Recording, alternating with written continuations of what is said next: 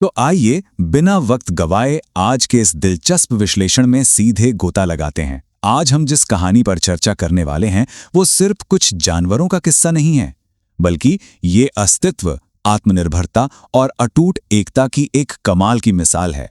ये कहानी है लाली बकरी और भूलू गधे की। चलिए इन्हें थोड़ा करीब से समझते हैं। ये दोनों जंगल के किनारे पत्तियों और टहनियों से बनी एक बेहद कमजोर सी झोपड़ी में रहते हैं।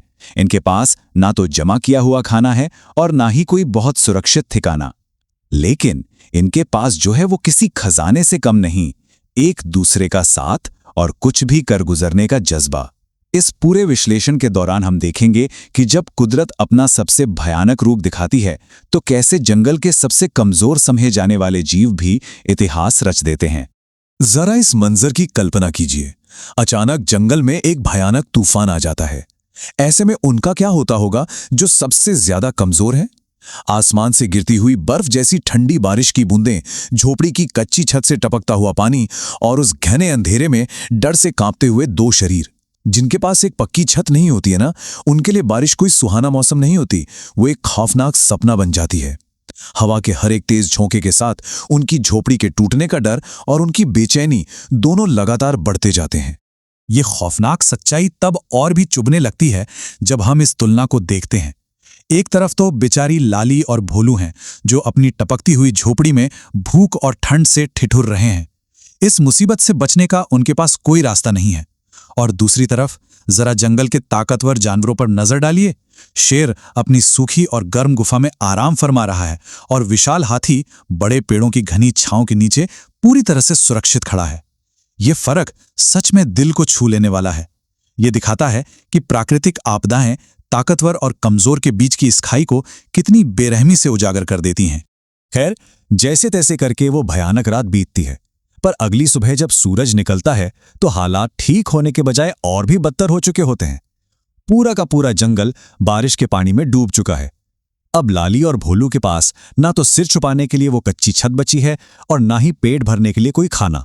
दोनों इस दलदल बन चुके जंगल में खाने की तलाश में भटकने पर मजबूर हैं। आसपास के बाकी जानवर जहां बारिश के बाद की हरियाली का जश्न मना रहे हैं, वहीं इन दोनों के हिस्से में सिर्फ और सिर्फ कीचड़ और खाली पेट की तड़प आई है। और ठीक ऐसी ही निराशा के वक्त कहानी में एंट्री होती है एक चालाक लोमड़ी की। उसने इनकी मजबूरी का फायदा उठाने की पूरी कोशिश की। वो बड़ी मीठी मुस्कान के साथ आई और उन्हें एक बड़े पेड़ के नीचे बनी गुफा का समाधान बताया। पर असल में वो एक बहुत बड़ा जाल था। लोमड़ी ने बड़ी चालाकी से ये बात छुपा ली कि वो जगह आक्रामक जंगली कुत्तों का इलाका है। जैसे ही लाली और भोलू एक नई उम्मीद के साथ वहां पहुंचते हैं, कुत्तों का वो झुंड उन पर टूट पड़ता है और उन्हें वहां से बुरी तरह खदेड़ देता है। इस घटना ने उन्हें अंदर तक तोड़कर रख दिया था।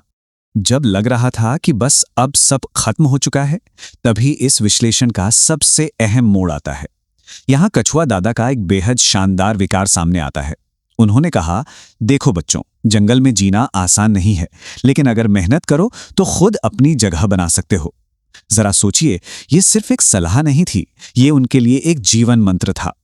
कछुआ दादा के इन चंद शब्दों ने लाली और भोलू के नजरिए को पूरी तरह से बदल दिया। अब उन्होंने दूसरों से आश्रय मांगने के बजाय खुद अपना मुकम्मल घर बनाने का फैसला कर लिया था। और बस यहीं से शुरू होता है इनका वो बड़ा मिशन। अब उनके दिमाग में सिर्फ एक ही लक्ष्य था, नदी के पत्थरों और सूखी लकड़ियों का इस्तेमाल करके एक ऐसा घर बनाना जो आने वाले किसी भी तूफान का सामना कर सके। हालांकि बारिश दोबारा शुरू हो चुकी थी और ठंड हड्डियों को कंपा रही थी, पर इस बार इनका हौसला बिल्कुल नहीं कंपा। वो भीगते हुए भारी पत्थर ढोते रहे, लकड़ियां इकट्ठा करते रहे।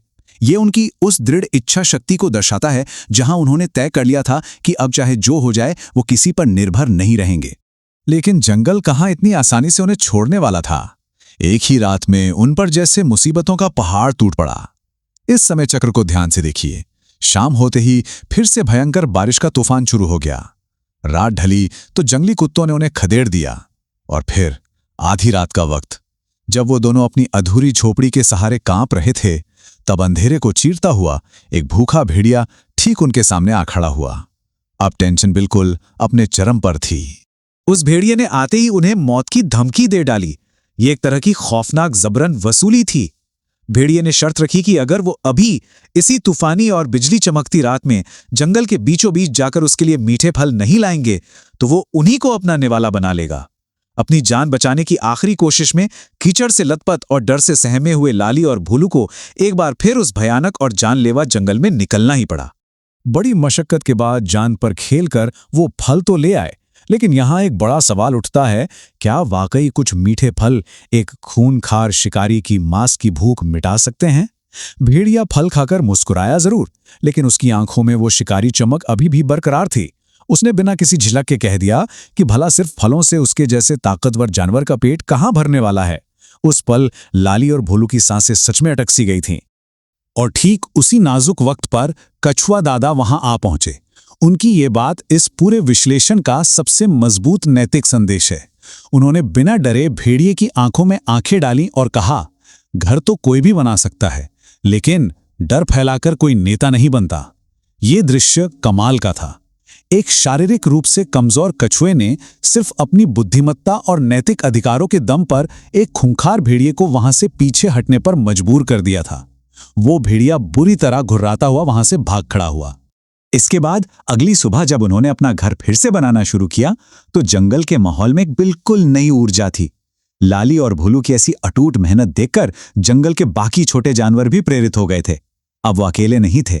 किसी ने सूखे पत्ते लाकर दिए, किसी ने मजबूत लकड़ियां खोजने में मदद की, तो किसी ने उनके अंदर ऊर्जा बनाए रखने के लिए मेवे और फल इकट्ठा किए।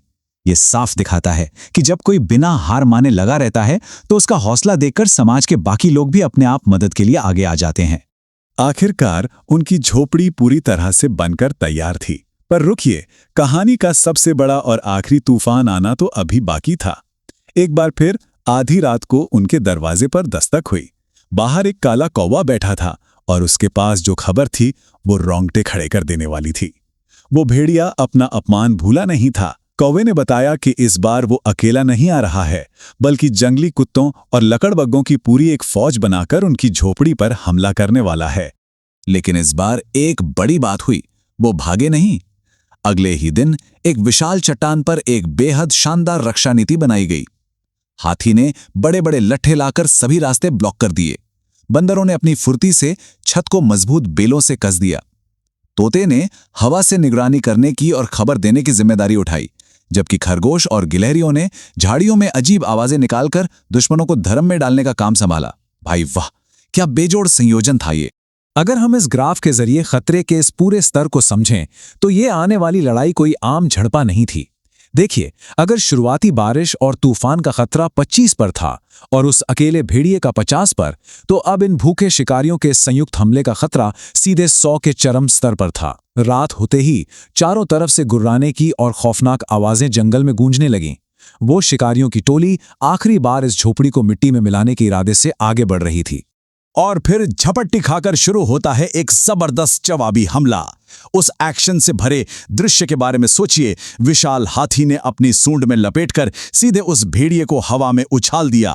भोलू गधा, जो कल तक थरथर कांप रहा था, उसने एक लकड़बग्घे को ऐसी जोरदार लात मारी कि वो दूर जा गिरा। और लाली बकरी ने अपनी पूरी ताकत लगाकर एक जंगली कुत्ते पर अपने सिंगों से ऐसा प्रहार किया कि वो रास्ता भूल गया। ये कमाल की बात थी कि शारीरिक रूप से हमेशा कमजोर समझे जाने वाले इन जीवों ने अपने अंदर के अदम्य साहस को आखिर बाहर निकाल ही लिया। नतीजा ये हुआ कि शिकारियों की वो पूरी की पूरी फौज वहां से दुम दबाकर भाग गई। पर यह मुकम्मल जीत आखिर हासिल कैसे हुई, ये आंकड़े सब कुछ बता देते हैं। ये जीत सिर्फ ताकत के बल पर नहीं आई थी। इसमें 30% हिस्सेदारी उनकी उस कड़ी मेहनत की थी, 30% जंगल की उस गहरी दोस्ती की थी जिसने सबको जोड़ा, 25% उनके कभी न टूटने वाले साहस का था, और बचा हुआ 15% उनकी उस सटीक और शानदार रणनीति का था। तो आखिर में इस पूरे विश्लेषण का सबसे बड़ा निचोड़ क्या है? असली ताकत यानी कि ट्रू स्ट्रेंथ की सही परिभाषा क्या है? ये कोई बड़ा शारीरिक आकार या नुकीले दांत होना नहीं है। असली ताकत तो आपस की एकता में बसती है, एक दूसरे का साथ देने में है। और चाहे सामने मुसीबत कितनी भी बड़ी क्यों ना हो, उसके आगे घुटने ना टेकने की जिद में है। वो टूटी फूटी सी झोपड़ी अब सिर्फ लाली और भोलू का घर भर नहीं रह गई थी, वो पूरे जंगल की एकता और उनके आत्मसम्मान का एक जीता जागता प्रतीक बन चुकी थी। जाते जाते ये पूरी कहानी हम सबके सामने एक बेहद गहरा और सोचने पर मजबूर कर देने वाला सवाल छोड़ जाती है। जब जिंदगी के सबसे बड़े तूफान हमारे दरवाजे पर दस्तक देते हैं तो क्या हमारे द्वारा बनाई गई दीवारें और हमारे आपस के रिश्ते इतने मजबूत होते हैं कि वो सिर्फ हमारी नहीं बल्कि हमारे आसपास के सभी लोगों की सुरक्षा कर सकें। लाली और भोलू ने तो साबित कर दिया कि सच्चे साहस और मिलजुल कर काम करने से किसी भी मुश्किल को हराया जा सकता है। इस विश्लेषण में साथ बने रहने के लिए शुक्रिया। इस आखिरी सवाल पर जरा जरूर गौर कीजिए।